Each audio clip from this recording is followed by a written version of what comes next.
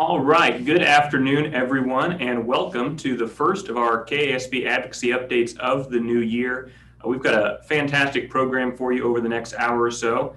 As always, I'm Austin Harris, the Director of Member Engagement here at KASB. I'm joined by our fantastic advocacy team, Leah Fleiter, Mark Tallman, and Scott Rothschild. We've got with us here today from USA Kansas, G.A. Bowie. And a very special guest this afternoon, Representative Fred Patton, is here to talk with us a little bit about the start of the upcoming legislative session. For those of you that don't know Representative Patton, he's a former KASB president, Seaman USD 345 board member, and he's the chair of the House Judiciary Committee and Interim Committee on Kansas Emergency Management Act. So, Representative Patton, we appreciate you being here with us today. As we get started and look ahead to the next session, I'm wondering, what issues do you think we might be expecting from judiciary and KEEMA? Yeah, so right out of the gate, we're going to deal with some emergency management legislation. This summer in the special session, we passed a bill that put in some provisions to allow us to operate through COVID. And we all hoped and prayed that COVID would be gone by now. So January 26th, those provisions sunset. Well, we're going to need those provisions for a while. So both the Senate and House Judiciary Committees will have hearings next week to extend those sunsets out. I've not for sure seen what the Senate's bill looks like. I'm hoping it's fairly similar to mine, and it's for the most part just changing the sunsets. From there, I hope we take our time when we look at changes to KEMA. What we learned in the interim committee meetings is that for the vast majority of emergencies, the run-of-the-mill tornado, fire, flood, things most of us think about for a disaster, KEMA has worked just fine. I mean, there's not been a whole lot of concerns or issues brought forward. We just didn't ever plan for one that would last a year or 18 months or whatever this ends up lasting. And so there's some things that we need to tweak, some balance that we need to consider between executive and legislative branch. And so we'll have those discussions and see what changes we need to make. But I hope we make them not as a reaction to COVID and what we've seen, but instead, planning for what that next long-term disaster might be. Hopefully we never have one, but when we do, or if we do, then we should have good laws on the books that don't lead to a lot of confusion and fighting back and forth. So that's the approach I hope we'll take on the KEMA issue. Other judiciary stuff, normally at this point, one work day before session, I have a list of legislations that's coming. And I've heard a lot of things that people are bringing, but I don't have a lot of firm details on what that is yet. So we'll see what bills get introduced next week and who shows up. I mean, I always get legislation from the courts and law enforcement and district attorneys, those types of things. So we'll see what they bring forward. Hopefully some stuff that, like for example, our courts, we've been using audiovisual technology. I don't know if they're using Zoom, whatever they're using like this, but I think we found that we can increase access to justice by using technology. So there's legislation like that I hope comes that we'll deal with and make some good changes. Yeah, it'll be an interesting session in a lot of ways. I'm sure planning for this legislative session has been an interesting process for you over the last several months. What kind of insights can you offer into what this legislative session might feel like and what it will kind of function as in this unique setting? Yeah, it's going to be really strange for all of us, those legislators, the lobbyists, the constituents, you name it. Already, if you go down to the Capitol, our committee rooms most of the chairs have been removed where conferees would sit and tables have been put up. That way we can spread legislators out 6 feet apart. They won't all be around the committee table. They'll be sitting at folding tables in a sense out in the gallery. Same thing if you go down to the House floor right now. And I haven't been there since yesterday, but when I went down yesterday, the entryway into our chamber was just full of our chairs because they've taken out every other chair. I don't know where they're going to put them. Maybe they leave them in the hallway. But so legislators, when we come into the chamber, we will be, again, 6 feet apart, every other desk. And then in both galleries, the one behind the speaker and then the one that people normally sit in have been designated places for legislators to sit. So we will all be spread out. Instead of using the buttons on our desk to vote like we do in the House, instead we've got I say we have, I don't have it yet. We will have a program on our computers that will allow us to vote and those types of things. For those of you that follow us closely, you know, at 11 o'clock every day, the House comes, we gavel in session, we pray, we do the Pledge of Allegiance, we recognize some people, and then we usually debate legislation. That's not going to happen this year. We very well may still go into session every day at 11 o'clock, but we will not all gather together. I doubt we recognize many groups, those types of things. Instead, only when we need to come together to debate a bill or to vote will we come to the chamber together. So it won't be every day. It will be very limited, I assume. And because of that, I'm guessing we won't do as many bills won't make it through because of that as well. I mean, I doubt we do bills that name, you know, the state dance or new nice lights. Those types of things that can wait certainly need to wait until we can return back to normal.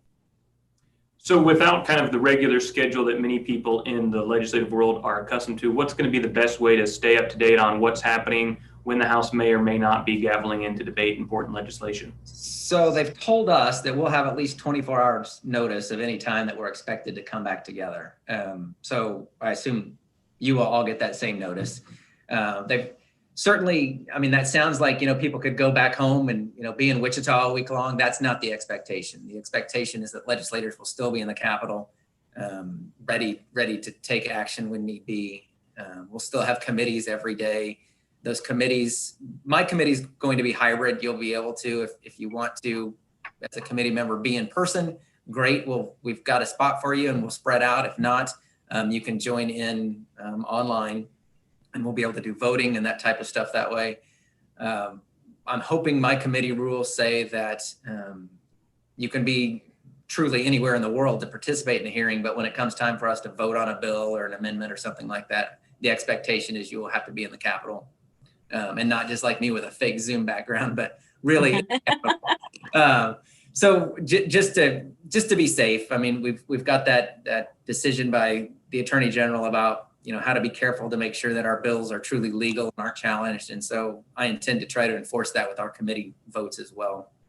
So it's just going to be really different. And while leadership has been planning for this for months, it's day by day we're getting information and we'll see what happens on Monday. I really more Tuesday. Monday, my understanding is we start swearing in at 2 o'clock like we always do, but we've got time slots. So I go down, I think at, 3:15 or something like that. That's when I go in to swear in.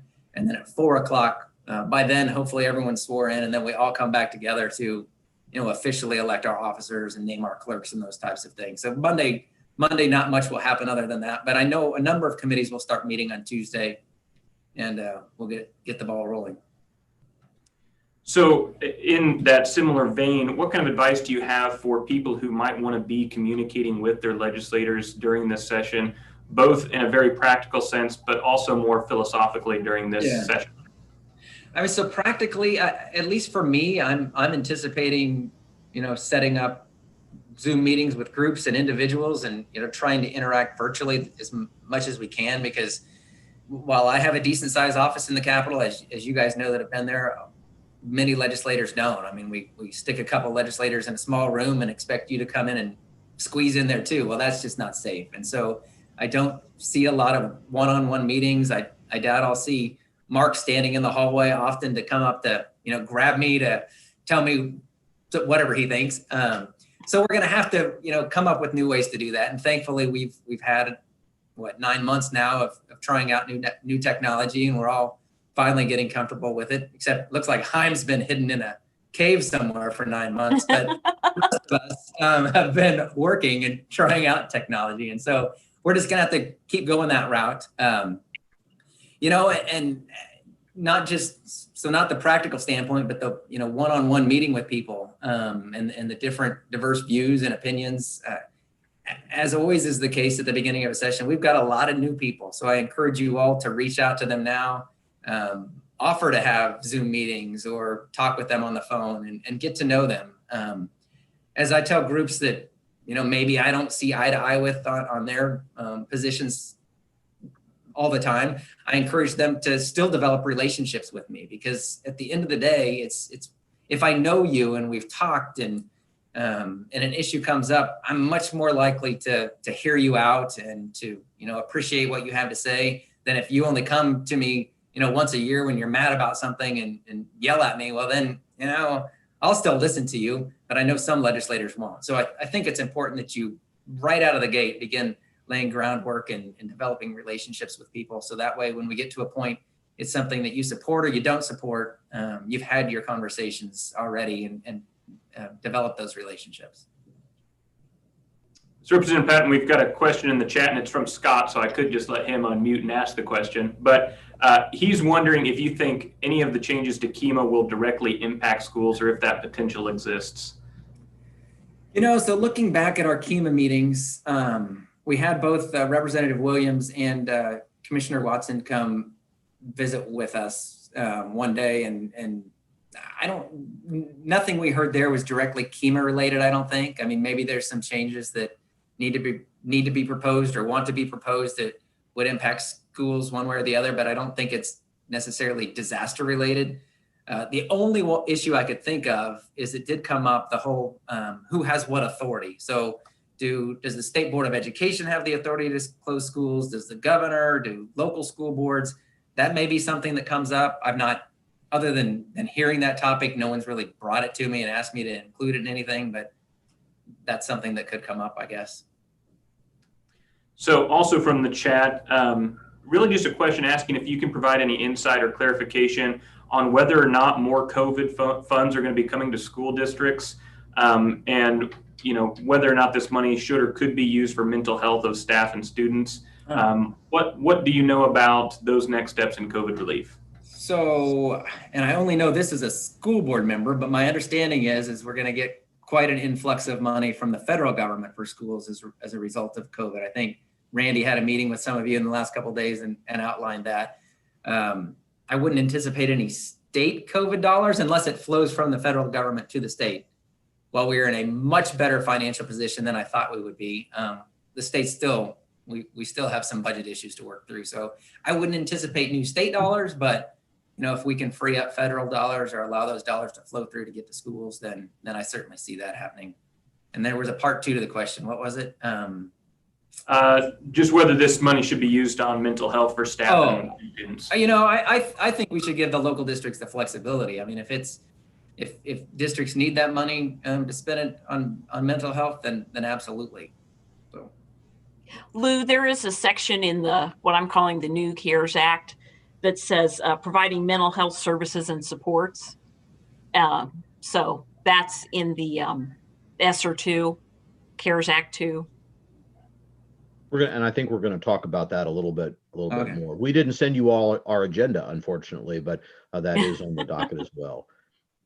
While we wait for another question, since I am unmuted, as is so often the case, and thank you for that legislative advice on effective lobbying, Representative Patton. If I'd have had that 30 years ago, my career might have been different. But one of the things I think we've had a lot of talk about is this issue of state control versus local control. And, initially, I would say that some of what happened in the special session was a pushback against what was seen as maybe the governor's authority.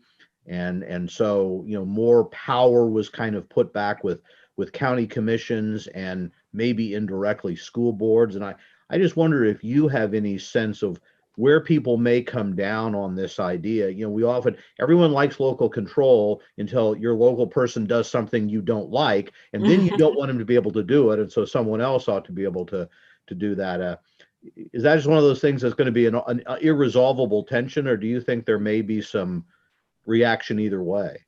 I mean, you summarized it well, Mark. We all advocate for local control. And like you said, you don't like it when your local person makes a decision you don't like. And heck, you all know as school leaders, I'm sure you didn't like having to make those decisions this fall. You would have preferred somebody else make them for you. So I get that. I mean, when we had the KEMA meetings, one of the questions I asked the committee was, do we want to repeal the provisions that gave counties the local control? And in fact, at first, no one on the committee even expressed any interest in taking that power away until I was a question or two further on. And I think it was Senator Francisco said, can we go back to that one? She's like, include that on the list. We should continue discussing whether or not we should take that local control back and give it to the governor. So just guessing, I suspect the legislature is going to be in favor of local control of some manner, and how we set that up yet, I don't know.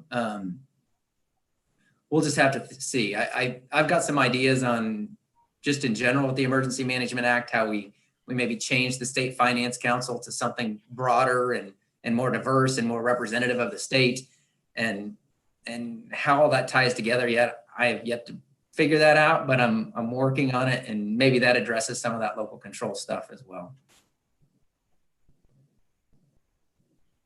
We don't have any more questions in the chat. Leah, Mark, Scott, GA, do you have any specific questions for Representative Patton? Nothing for me. Okay. Well, Representative Patton, I'll give you kind of last word here, and thank you for your time with us today. We'll wish you the best of luck and health and safety in what's sure to be a unique legislative session. But any last thoughts or words you'd like to share with the group this afternoon? No, just thank you all. I know as a local school board member that this has been one heck of a school year. And while we think we get things figured out, it all changes by the minute and the day. And we hope we figured virtual learning out and hybrid learning and everything else you're all trying. And I'm sure it's going to continue to change over the course of this school year. And so good luck with that. And as a legislator, if there's things we can help with, certainly don't hesitate to reach out to us. We don't all know what's going on in your schools, and we're not going to know if you don't tell us. So speak up, even if you have people who represent you, who you personally don't support and you didn't vote for, and you hope they never get reelected. You still need to develop those relationships, because you can't just write off 2 years or 4 years if they're a senator and hope that things get better. You need to develop the relationships, because some people just don't know. I mean, and if they hear from you, then they're in a better position to decide and make decisions. So that's my advice. Don't ever hesitate to reach out to me either. If you have a hard time getting in touch with somebody in the Capitol, shoot me an email or text, and I'll help with that. So good luck. Fantastic. Thank you, Representative Patton. We're going to shift gears a little bit and jump to the federal level, and we've touched on it already, which, Leah, I think that means people want to know a little bit more about the COVID relief bill and what that might mean for them and their schools. So we'll turn it over to you for an update on where things stand there. Thanks, Austin. So some of you may know some of these details. We learned through the excellent work of the National School Boards Association and our many federal partners that the COVID relief bill that was signed by the president, I think it was December 27th, will provide about $338 million overall to Kansas schools through what we're calling ESSER 2 or the CARES 2 funding. It's about 4 times what you all received from the first CARES Act, the original CARES Act that was enacted in March, which I think we all will agree seems like it was so long ago, and so many things have changed, and the landscape has changed so much for all of you that this additional funding is certainly going to come in handy. It is basically modeled after the same process that Congress used to direct the allocation of the CARES Act funding. It's basically allocated on your Title I status, and it may be used for any purposes that are authorized by the ESEA, the original law, that authorized, that was what ESEA was back in 1965, and then, it's been reauthorized since then. So it is essentially the same process and the same structure as the CARES Act. There've been a couple of, I think about 3 things added. You can now also use this funding to address learning loss, which can, include summer school. It can include after school programs, those types of things. It can be used to prepare schools to reopen after the pandemic, which many of you have done already, but that's in the bill. And there's also a mention of any efforts to improve school air quality.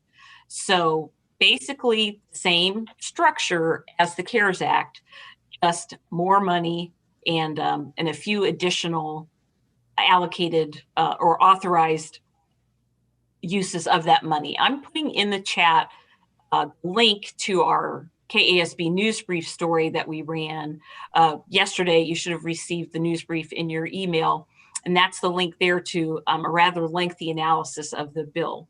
The interesting, one interesting aspect of the bill is that, like the CARES Act, this new law also has a governor's education relief fund, a GEAR fund, that was about, it's about $4 billion total, but in contrast to the CARES Act, this bill specifically has $2.75 billion of the National GEARS Fund set aside for private schools. So that is something that we hear and we get pretty tense about. That money may not be used by states to set up vouchers or scholarships or tuition tax credits or anything like that.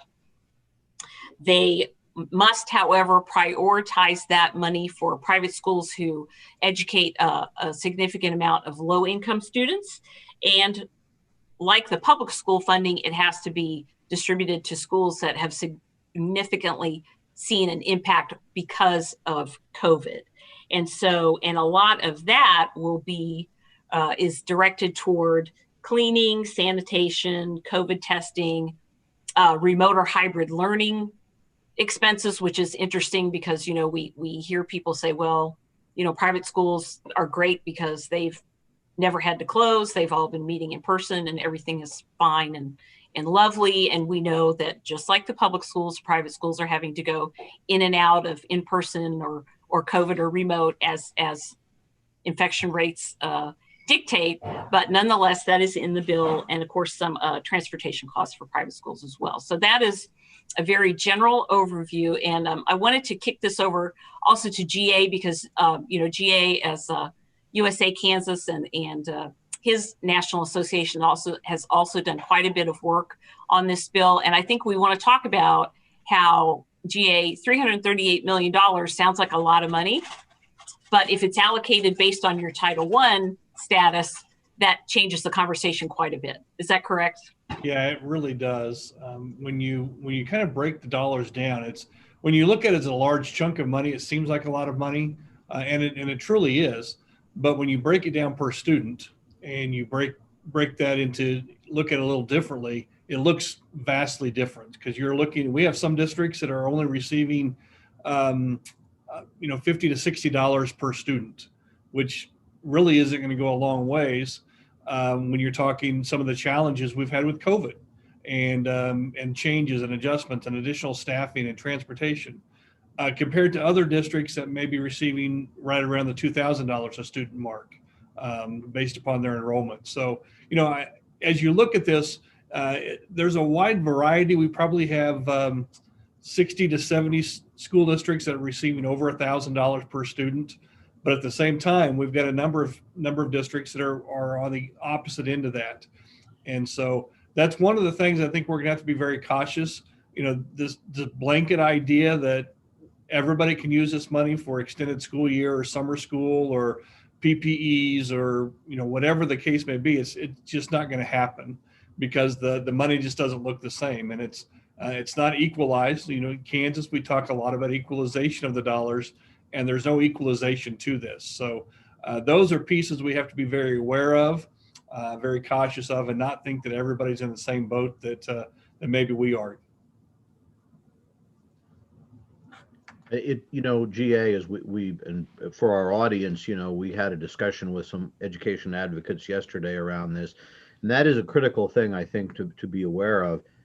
In a sense, the distribution of money on Title I, which really looks at poverty, makes sense from a viewpoint that I think we're likely to find that from an academic damage viewpoint, those districts are probably going to have the most difficult time.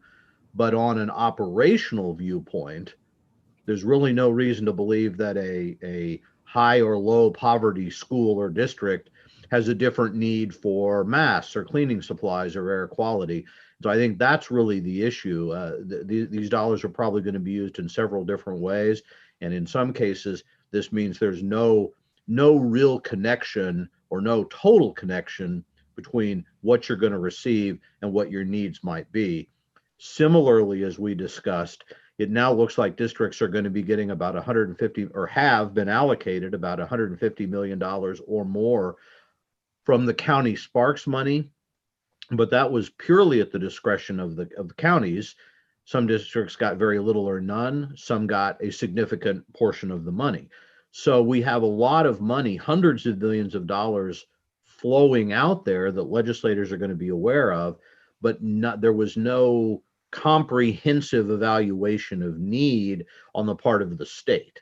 And so that's going to be part of what local districts are going to have to be explaining to their legislators, is the position they're in and why, and how they're using the money and how it's meeting their needs or not. Switching back to some specific federal concerns, I want to harp again on one of my favorite topics, and I know my friend Lou Martino also likes this topic, is the homework gap and broadband. We and GA's national organization and the teachers organizations and just about everybody else who has an interest in public education have been harping on the homework gap and how we need billions of dollars nationwide to equalize the terrain for kids, between kids who have broadband access and kids who don't. They may not have it because of remote rural areas, or it may be because they live in an area where there's service, but they can't afford it.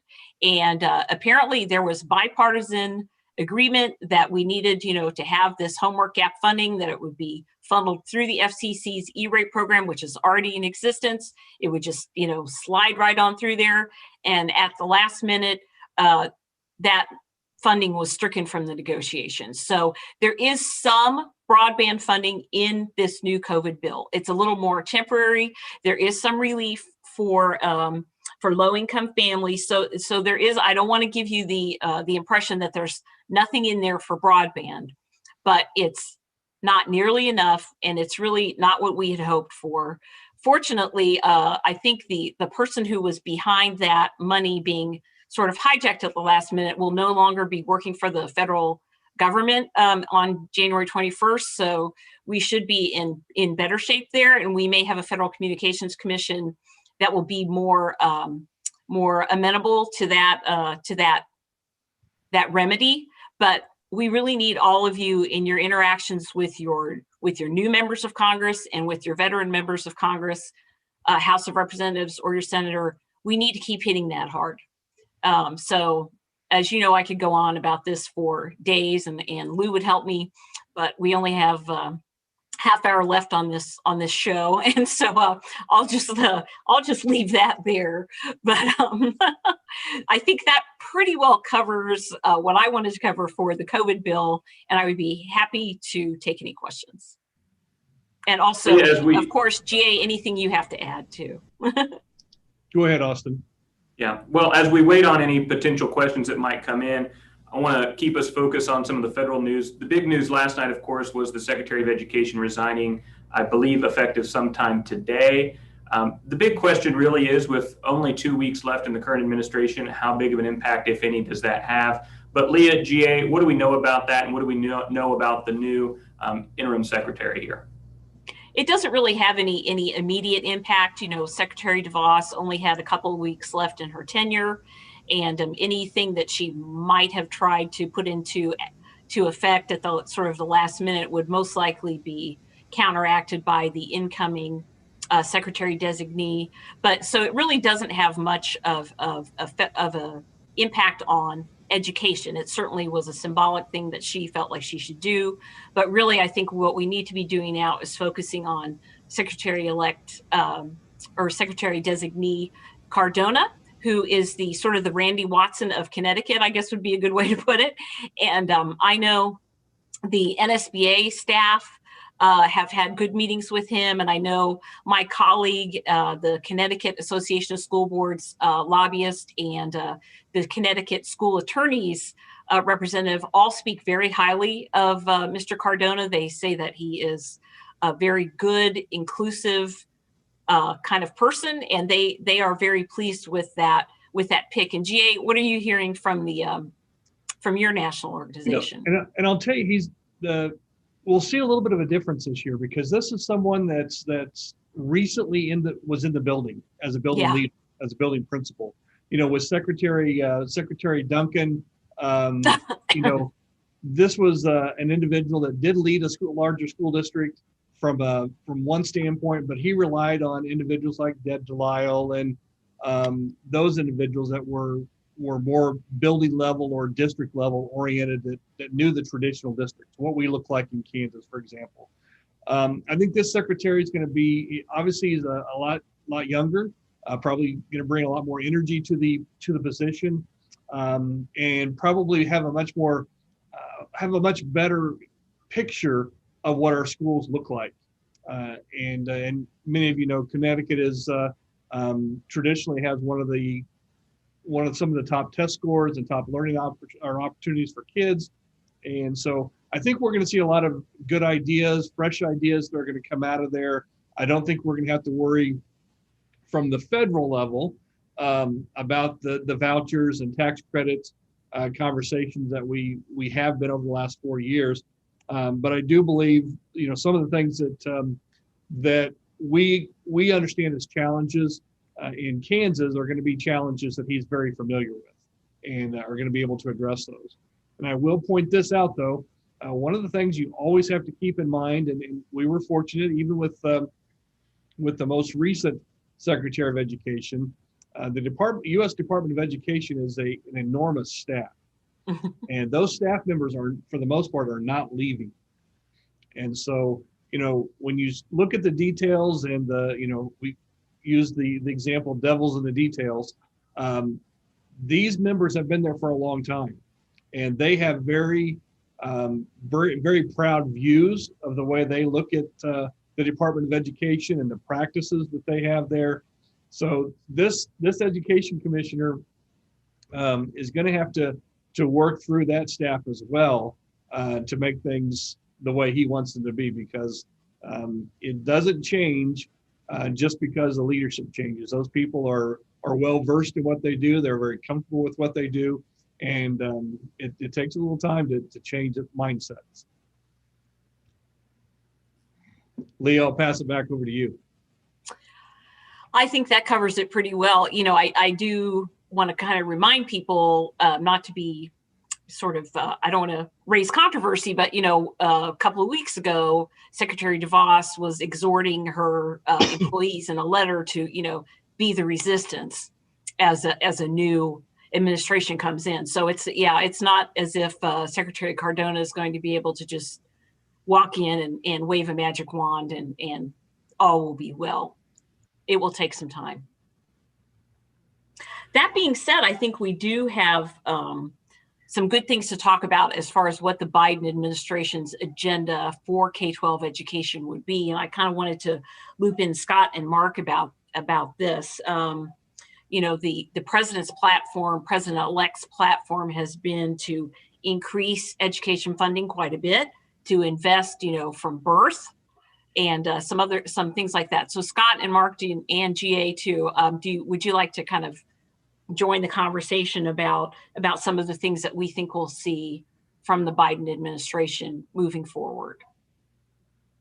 For instance, I know they have a platform that they would like to fully fund IDEA within 10 years. And, that's certainly not something that's solely a Democratic issue. Our very own just retired Republican Senator Pat Roberts was really a force behind that in Congress. And so that's one item that we know the Biden administration would like to focus on. Scott and Mark, GA, you want to add anything else? Or any other topic? That's a good topic to bring up, because I think, the good news, there's good news and bad news. The good news for President-elect Biden, of course, is that he won, and he comes in with a Democratic majority in the House and probably the Senate.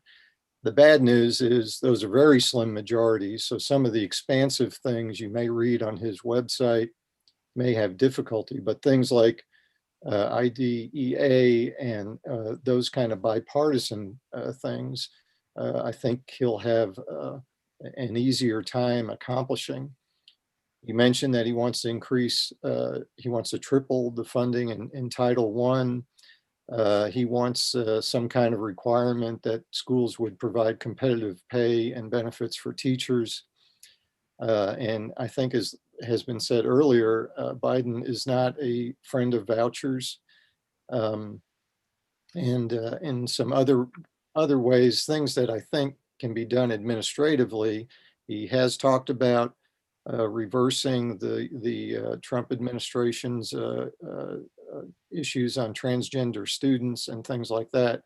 So, I think, some things he'll be able to accomplish, maybe administratively, and the things that he has to go to Congress with are just going to have to be, there's going to have to be compromise to get those kinds of things done. And I'll just add one thing. He has been a big proponent of expanding funding for broadband for schools. Yes. Yeah, I don't think there's any doubt that the administration is going to be wanting to spend a lot more. I guess the question is whether you reach some limit of political appetite or economic ability to deficit spend to do all of that. But it's clearly going to be a different view than what we've had now. Just because I always like, to be the slightly contrary one, or just maybe look at it in a different sense. Do think it's important to understand that, or to kind of remember that many people look to the federal government. We from a school viewpoint may look to the federal government potentially for more funding or block bad things to happen. But in our discussion with Representative Patton, of course, we were also talking about local control. And remember, a more active Department of Education may also be more prescriptive, and some things may seem a little less a good idea at the local level if we're being told we have to do it. I don't think anybody doesn't want to have competitive teacher salaries, but do you want the federal government directing how much money you have to pay teachers in whatever the circumstances may be, or a different perspective on student rights, employee rights, or all of those things? So there will be things that I think from KASB and kind of the general perspective of most education groups will like, but I think it's important to understand there are a lot of other actors out there who don't always see their friendly neighborhood school board as an ally and think that we need to be pushed to do some things that we may not be doing. So I'll just throw that out there as well, see if anyone wants to react to that. Mark, I think you make a great point. And as Scott talks about bipartisan activities to make some of these things move forward, I think that's exactly what you look at when you're anytime you look at additional dollars through IDEA or at risk. There's probably going to be someone on the other side that's going to say, well, what are the expectations? And we need to set expectations. And those are things that we often run into as our biggest challenges. The money always looks good, but when we have to hit a certain performance level or a certain mark, that makes it a little bit more difficult. And I think those are things we're going to have to keep a very close eye on. Oftentimes, those are things that kind of go under the radar until the last minute or until the actual edict comes down from the Department of Education that here's the dollars, but here are the strings that are attached to those dollars. So I think we have to be very aware, very cautious as we continue to move forward. I don't think anybody's going to be disappointed if we can continue those to grow those IDEA dollars and get closer to that 42%, because as I'm looking here at Ron Traxon on my screen, as Ron has to make fewer transfers to special education, that means more money in his general fund. That's a win for everybody. And so those are things that we're very, very excited about as we move forward. But I think the big piece that I hope we see from the Biden administration are those incentives to help bring additional folks into the education realm, bringing new teachers in, helping entice young individuals to see education as a path for their future, because we're seeing a great deal of expertise and experience that are retiring right now, and it's great to see new leaders step up. But as new leaders step up, we have to replenish what we have in our teaching ranks, and we just don't have what we once had. And so those enticements and incentives to bring people into education as a career path, I think are going to be as important as anything that the Biden administration is able to do. The platform also mentions doubling the number of school psychologists and counselors and nurses and social workers. I think that's probably something that has some bipartisan agreement around it, and especially as we've talked about the impact of remote learning on kids and their mental health and some of the social needs that we see that has become really clear that our schools provide every day. So yes, I think there's a lot to be hopeful about, and we'll have to see how the bipartisanship works out there. There was a question I got in the chat about extension of the FFCRA in the new administration. The leave that was required to be extended to folks. We believe that there is an intent to extend that leave, but that's about all that I know about it at this point. GA, have you heard anything about that? No, just the same thing as you, Leah. Just there's an intent there. But again, that's when you look at some of the new ESSER dollars that are coming through, that may be a way to help cover those leaves and allow districts to do what they would like to do and be flexible. Leah, Mark, Scott, GA, what might we expect, or what have you heard regarding any additional COVID relief to schools or individuals in a new administration? Leah, I think you're muted.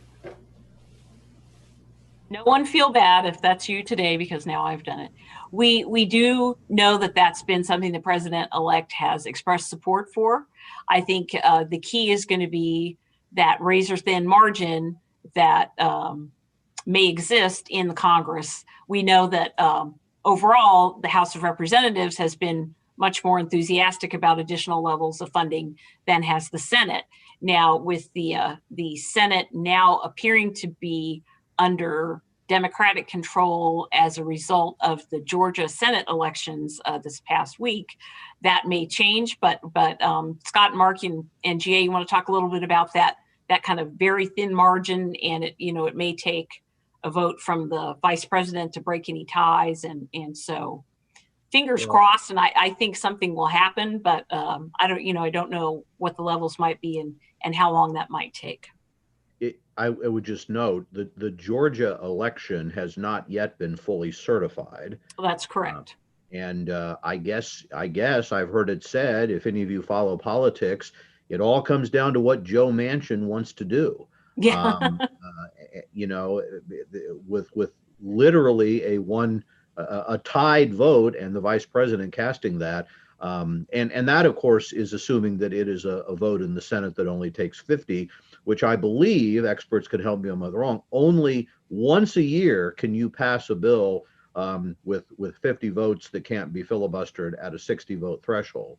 So essentially, everything that the new administration wants to do, unless they get bipartisan support, has to be bundled into one big bill. And so that is why the Senate majority being tied and apparently allowing the Democrats to be in control by one vote will certainly make it that they won't be the ability to block what the administration wants to do, but that's not a guarantee that the administration will be able to easily do new things they want to do. Well, and also the new stimulus law, if I'm remembering, does not include any funding for state governments. Right. So the pressure will be probably from the governors in the next stimulus law to include that kind of funding so that they won't have to cut education and those kinds of things. So that might produce a little bit more bipartisanship if the governors are leaning on the feds to do something for them. Yeah, I'd agree with you, Scott. I don't think we'll see anything soon, necessarily directly to education. I think there's some other priorities: the stimulus funds, even the tax. Excuse me, not the tax scholarships, but the student loans. Some of those things, I think those will get some greater attention, probably before any new dollars come to education directly. And I think maybe how we see education dollars from the new administration are going to be in other ways. I don't think we'll see direct relief, COVID relief. I think they'll be packaged into other programs or other ways that they come down to education. Well, if anyone in the Zoom has any questions specifically about some of the federal issues that we're looking at right now, feel free to drop those in the chat. As we wait on any of those to come in, I want to shift gears a little bit and turn our attention back to some of the state politics. And Mark, we'll start with you. Maybe not surprisingly, you spent a big chunk of your holiday break doing some deep research dives and writing some long form blogs. So what did you find while the rest of us were enjoying a little bit of snow and hot cocoa?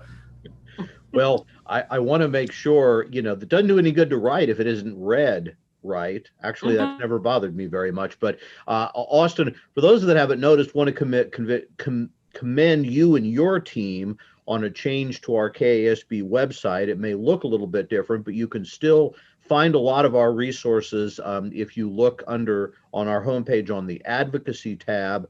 But now under the KASB News tab is where you can find not only our news stories, but blogs, research, and special reports.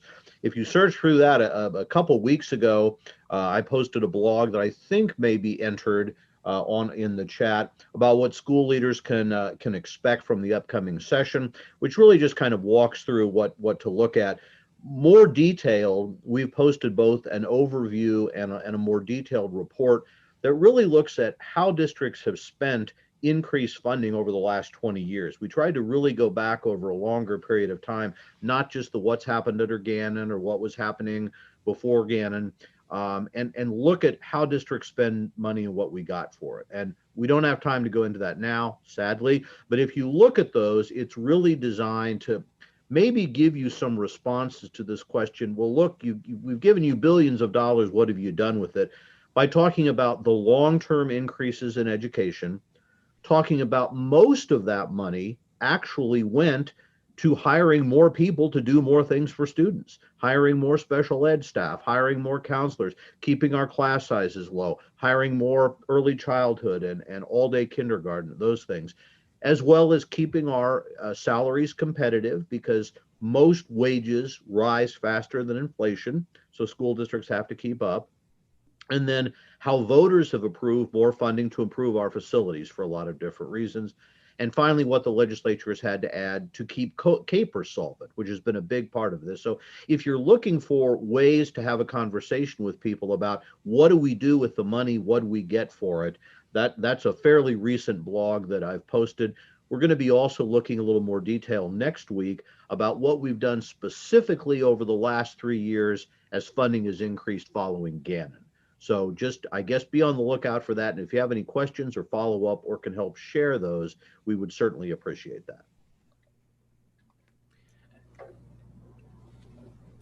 The legislative session obviously starts on Monday. We heard a little bit from Representative Patton about what that might look like. But Mark, Leah, Scott, Jay, you've been tracking and noticing some significant changes to the makeup of the education committees in both the House and the Senate. So do you want to provide some insight to our guest today on what that looks like and what that might mean in this legislative session? Well, again, I will just start, and I'm not going to give you a whole long list of names. There may be a blog on that coming, but just a couple of observations that I think are worth noting.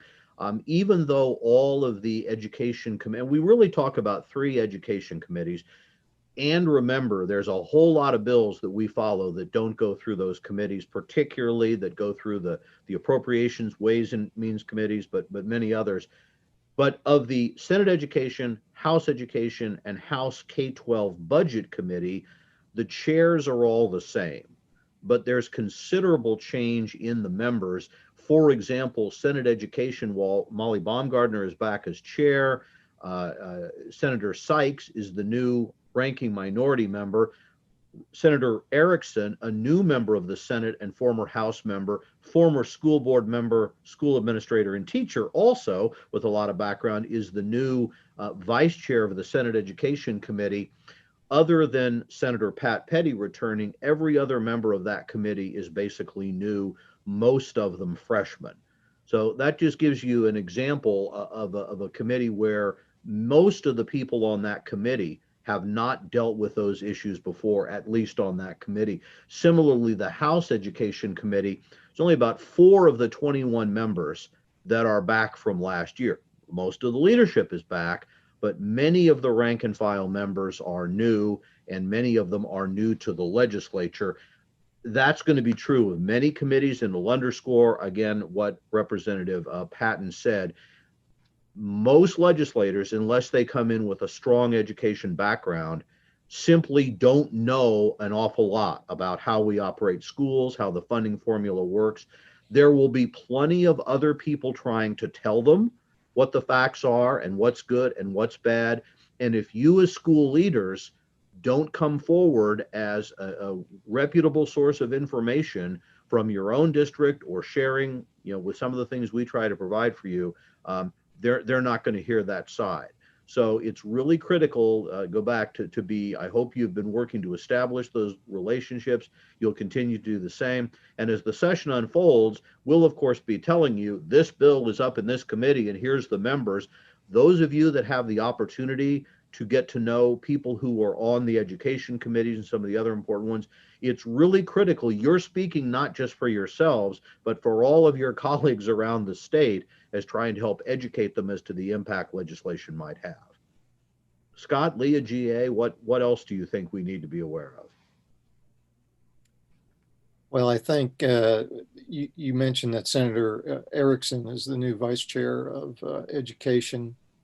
And it's not a secret that she's a very big proponent of vouchers or increased tax credits, those kinds of things. And of course, the chair of the House K-12 committee has been a big proponent of those kinds of issues too. Yeah, I think the other thing we need to consider is on the House K-12 budget, we did lose even on both sides, both House committees, we lost a handful of legislators that had strong education backgrounds. They were Republicans that, a couple of superintendents, actually 3 superintendents, we've lost them. They're no longer there.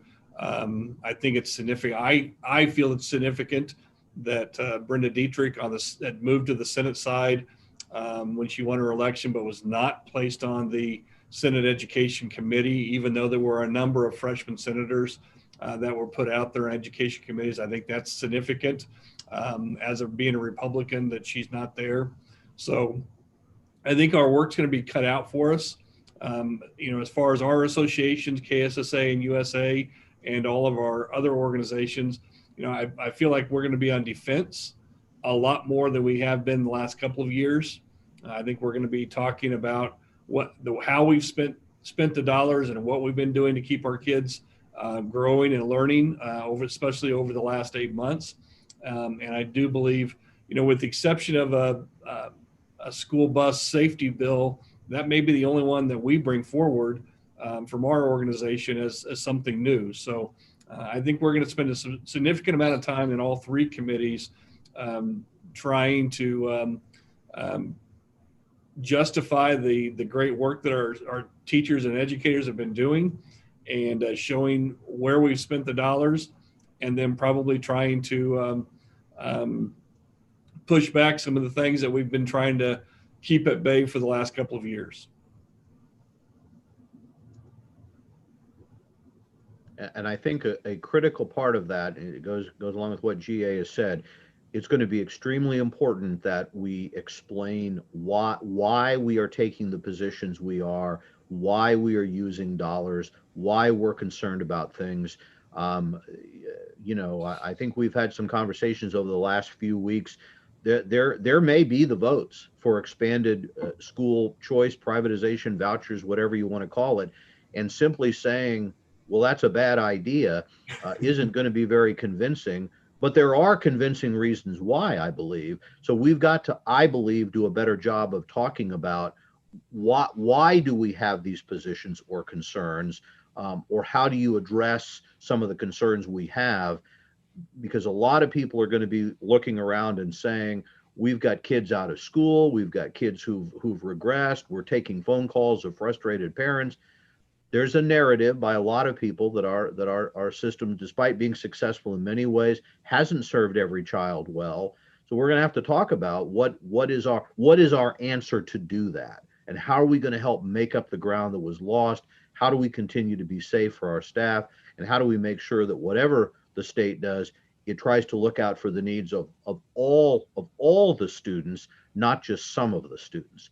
And that's where I think the debate may come down. So we really would encourage you to be a part of that. And as we come close to running out of time, I'm just going to grab the coordination away from Austin again real quickly, and really go back to something we mentioned earlier. The one advantage of this more virtual environment may be that more people can testify or share information. So I think for those of you that are our faithful weekly followers, we'd really ask you to consider, it's so critical that you be part of having your voice heard. And whether that is testimony for the first time, in person, in writing, whether that is working with your colleagues to more regularly meet with your legislators in some fashion, we just have to have more voices around these issues than just kind of the same old suspects at the State House. And to the extent that you can find parents, family members who can speak positively about what we're doing or about what our needs are, that we've got to do that, because the critics are finding people who are critical, and that story is going to be told. And so unless we are able to articulate why we've made decisions, what's behind them, how we're moving forward, what our plans are, then I don't think we're going to be very effective with a lot of these new legislators. Mark, that's a great push. And with just the last few minutes we have here, obviously this is going to be a very strange and unique legislative session. The way in which we might normally find resources or stay up to date on what's happening is changing. We heard Representative Patton talk a little bit about that, but can the group kind of expand on what resources are available to our members and the education community so they know what's happening and how they can get involved in this legislative process? I'm going to let some of the rest of our communication team talk about the things we're doing. Well, we do have a new website, and really Austin and his team have been behind that. So I'd like to kind of throw it over to him. And I don't know if somebody wants to share their screen and maybe show where those items are on kasb.org. As usual, you can follow us, each of us on Twitter. Mark and Scott and I, we tweet throughout the day. And we generally do a daily Facebook Live update during the session, usually sometime in the afternoon, and we plan to continue to do those.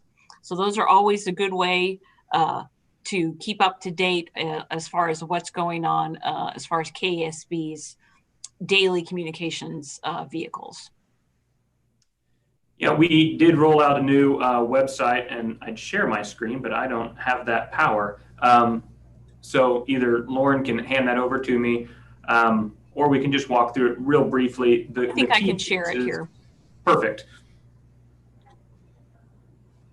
As she gets that pulled up, I'll just say the key pieces on the new website for advocacy purposes are obviously going to be under our advocacy tab.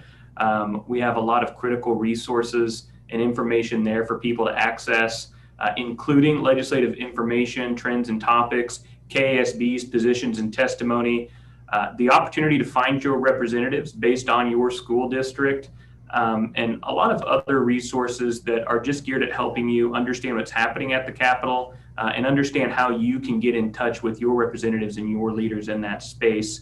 As Mark mentioned, we also have a new KASB newsroom. You can go there to get any of our up-to-date articles, our blogs. It's going to be jam-packed with stories all focused on the legislative session here in the coming weeks and months.